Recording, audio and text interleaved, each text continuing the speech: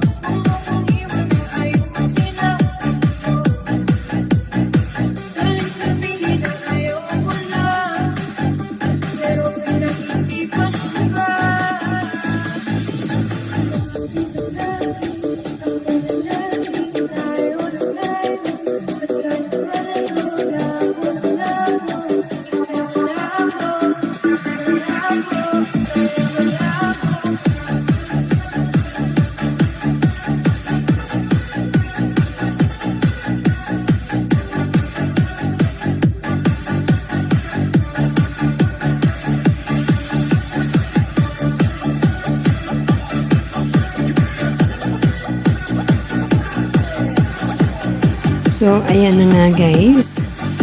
Andito na kami sa Ocean Park, of course. Dahil nag-iisa na lang ako at iniwan na ako ni Kulot. At habang nandoon sa loob si Kulot, ayan, todo-todo na rin ang aking pagbibideo guys sa labas ng Ocean Park. Ninanamnam ko na rin guys yung yung view. Ayan. Iikot-ikot na lang ako dito habang si Kulot ay nagra-rides na doon sa loob. Ayan guys. Siyempre, hindi ko naman birthday ngayon. Kaya hindi ako nakapasok sa loob ng free. Pero okay na rin. Sinasamantala ko na rin ang pagkakataon. Siyempre, picture taking. And at the same time, nagbibideo na rin ako mag-isa. So, ayan guys. Kung mapapansin nyo, todo ang aking post. Ayan. Medyo mahangin po sa labas that time. And medyo malamig siya. Pero may araw naman. So, carry lang natin ang weather. Ayan. So, sige lang tigre. Post ng post. Ayan. Habang hinihintay si Kulot.